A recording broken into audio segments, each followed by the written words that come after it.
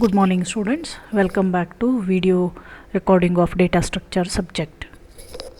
In this video we will discuss about singly linked list.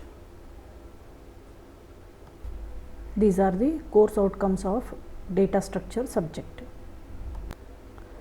Linked list is used to overcome the disadvantages of the array, that is the size of an array is fixed, you cannot change it, whereas in linked list the size is dynamic. Then the second disadvantage of the array is insertion and deletion is a very tedious task, whereas you can easily insert an item into the linked list and you can easily delete any item from the linked list. So because of the to overcome these disadvantages, we are going for the linked list. So linked list is a linear data structure which is a collection of 0 or more nodes, where each node has two parts, one is information part and second is the link part, and where each node is connected to one or more nodes. So if there exists a single link between the two nodes, then it is called as the singly linked list. If there exist two links, one contains the address of the next node, the second link contains the address of the previous node, then in such case it is called as the doubly linked list. As discussed earlier, singly linked list consists of one or more or 0 or more nodes. Every node has two parts. First part is known as information part, second part is known as the second link field. The information field is used to store the data or information of a node, whereas the second field known as link field is used to store the address of the next node in the linked list. As shown in the figure, the linked list consists of three nodes here. In the first node we have the data value as 20, in the second node we have the data value as 30, and the third node we have the data value as 40.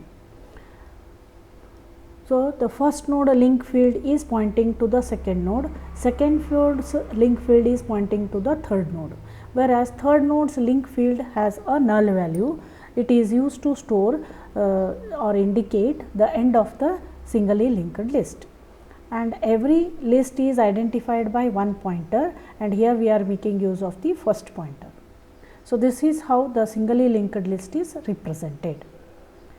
There are different types of linked list. First one is singly linked list, second is a doubly linked list, third one is circular singly linked list, and fourth one is circular doubly linked list.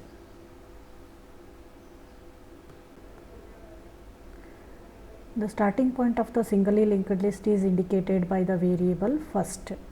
The end of the singly linked list is indicated by a node having its link field containing the null. Null is represented by NuLL or \0. So as shown in the figure, there are three nodes. First node address is 2004, which is stored in the variable first. The second node address is 1020, which is stored in the link field of the first node. The third node address is 2012, which is stored in the link field of the second node. As 40 is the node which is the last node in the list, in its link field we are storing the null character. So this is how a singly linked list is represented in the memory, and all the singly linked lists are accessed using the variable first. Now when we want to represent it using the C programming language, this is represented using a self-referential structure. So the structure starts with the keyword struct. The name of the structure is node because we are creating the structure for the node having two parts, information and the link. So the information field is indicated by int info if it contains the integer information. If it contains float, then you have to make it as float info. Then the second field is the link, which stores the address of the next node. So the next node is of the struct type, structure node. So we have struct node, and as the link is storing the address of next node, we have to declare it as the pointer variable. That's why the struct node has two fields, int info and struct node star link. Then we have type def struct node star node. Now here we have a C program for creating an empty list. So to create the list, we have to create the structure. So we have struct node within the bracket int info star struct node star link. Then we have to typecast this. So we have written type def struct node star capital node. So capital node is the user defined variable. So now onwards you can use only node capital node to create the nodes of the singly linked list. So I have created the first node. So by writing node f first. Okay. Then as we want to create here an empty list, we are setting first equal to null. So this is the code for the creation of an empty singly linked list. Then we have the node creation. So as we said, the node can be created using a dynamic memory allocation techniques. So we have the function here node get node function. Within the get node function, we have to declare one variable to create the node. So we have node x. Then to this x we have to dynamically allocate the memory using the syntax shown in the code. So if dynamic memory allocation is not done, then we are displaying an error message out of memory, and we are stopping this function by writing exit 0.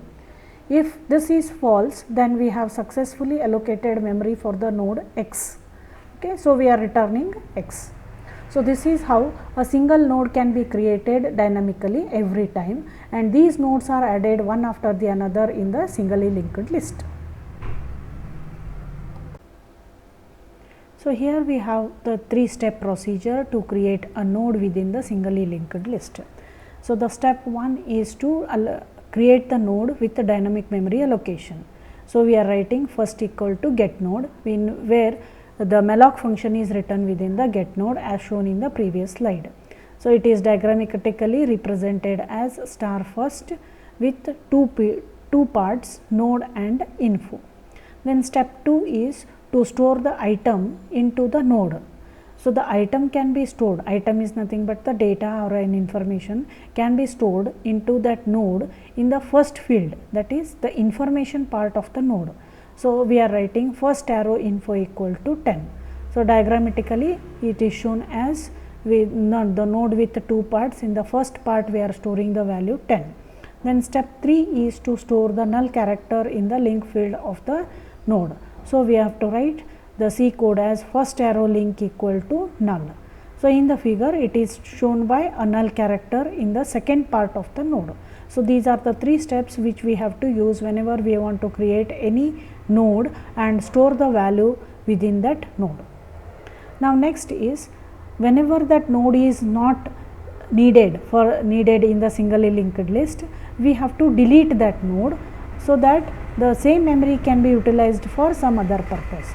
So we have to use the function free variable name. So by doing this, the memory space allocated for the node is deallocated and it is returned to the operating system so that it can be used by some other programs. So at the end of the program, before closing the main or before closing the function, we have to write free first. So this is how a node can be created and our node can be deleted using C language. Now here we will discuss about what are the operations we can perform on the singly linked list. So the first operation we can perform is inserting a node into the linked list. Second operation is deleting a node from the linked list whenever that node is not needed for further processing. Then searching for particular node in the linked list and displaying the contents of the singly linked list. So these are the 4 possible operations we can make on a singly linked list. So we will discuss about the first operation, that is inserting a node into the singly linked list. So this can be performed when already the list exists. So in the figure we have the singly linked list with 3 nodes. So in this list I want to add a new node. So that a new node is created with a variable temp. So the step 1 is to create a node using the get node function. Okay. So that can be done by writing temp equal to get node.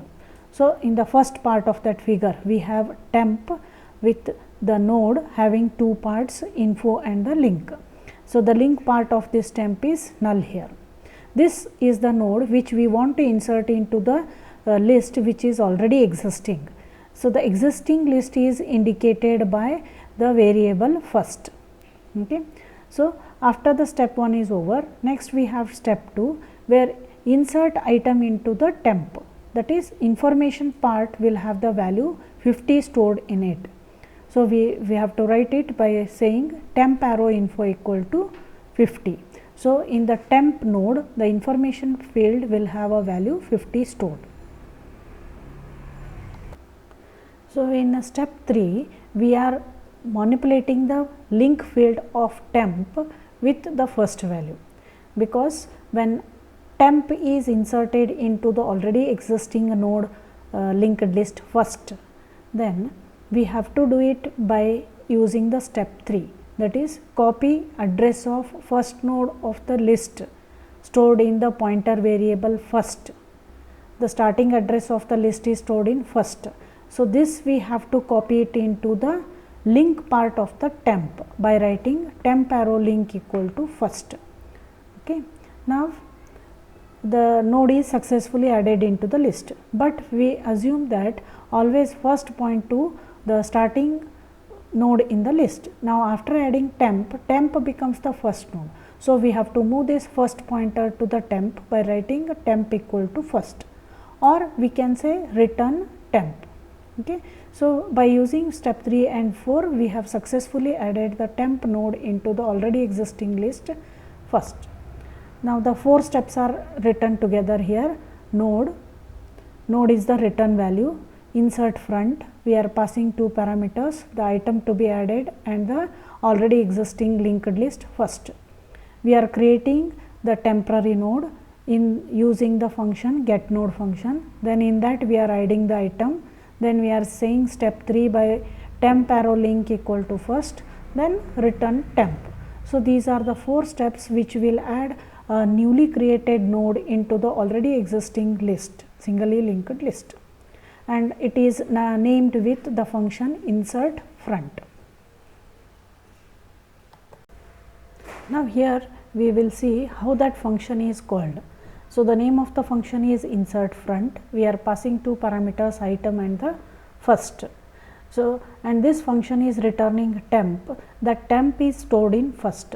So, here first variable becomes the starting point for the newly created singly linked list, and that we are returning. Okay. So, we have a new singly linked list as shown in the figure here. Okay. So, this is how the node can be inserted successfully at the beginning of the singly linked list by using the function insert front. Now, next operation is delete an element from the list. So, the item can be deleted if the list exists. So, for that reason we have to check for an empty list. So, empty list is indicated by first equal to null. If first equal to null, we have to say exit from the function, otherwise copy first to temp so that we can delete the list, we can delete that first. So, we say that temp equal to first. Then third step is obtain the address of the second node. So, when first node is deleted, the second node becomes the first node. So, for that reason we have to obtain the address of the second node in the temp variable by writing temp equal to temp arrow link. Then we have to display the node which is deleted by writing printf item deleted %d. The node deleted is first arrow info. Okay. Then we have to say free first, because once we delete the value we have to deallocate the memory. So, we have to use here free function free first. Okay. So, these are the 4 steps which are used to delete a node from the singly linked list. The node to be deleted is the first node. So, we have given the name for this function as delete front, and we are passing node first, that is the starting node of the list. So, then we are creating a temp node. Then if in the delete function, first we have to check whether the list is empty or list contains some nodes. If first equal to null, then the list is empty, we have to display the error message, list is empty, cannot delete, return null. Otherwise, we have to store the first into the temp, then that first node is to be deleted. That is why we have to move this temp equal to temp arrow link, that is get the second node in the list, address of second node in the list. Then display the node which we are deleting by writing item deleted %d equal %d comma first arrow info, then free first, return temp. So, these are the 4 steps combined together in this function, and the name of the function is delete front, that is the first node to be deleted from the singly linked list. The next operation is displaying the contents of the list. The first step in this is check for the list is empty or not, because when we want to display, we should have some nodes into the list. So, that can be checked by writing if first equal to null. If it is equal to null, then there is no point in displaying, we have to stop the process. Otherwise, list contains the elements as shown in the figure. Then we have to take one temporary pointer CUR, making it to point to first node, then move that pointer till the end so that all the nodes in the list are displayed. We are not supposed to move the first variable here, because first always points to first node in the list. But when we want to display the contents of the list, we need one variable which will move from first node to the last node. So, we have taken one temporary variable CUR. Okay. So, we are initializing CUR equal to first, then display the information feed of this node by writing printf %d CUR arrow info. Then once it is displayed, you have to move this CUR variable to the next node. So, we are writing CUR equal to CUR arrow link, that is we can go to the next node by using the link field. That is why we have to write CUR equal to CUR arrow link. So, this is how we can move the pointer from one node to the next node while displaying the contents of the list. Now, in this slide we have written all the 4 steps together here for displaying the singly linked list. The name of the function is display. We are passing the starting address of the linked list, which is the variable first, and we are creating one temporary variable CUR which will move the which will move from first node to the last node. So, if first equal to null, then the list is empty, we have to return. Otherwise, we have to display the message the contents of the singly linked list are.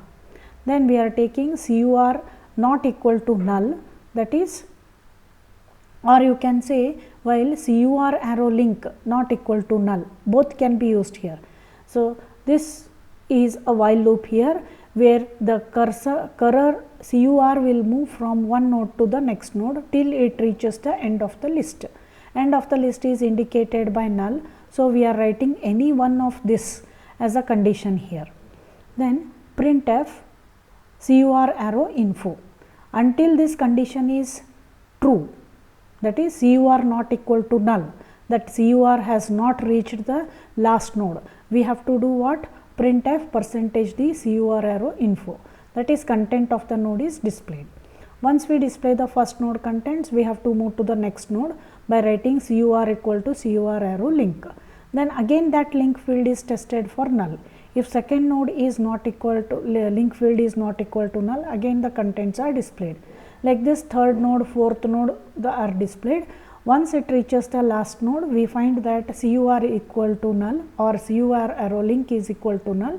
We come out of this and we stop the process. So, this is how a display will work. Thank you students for patient listening.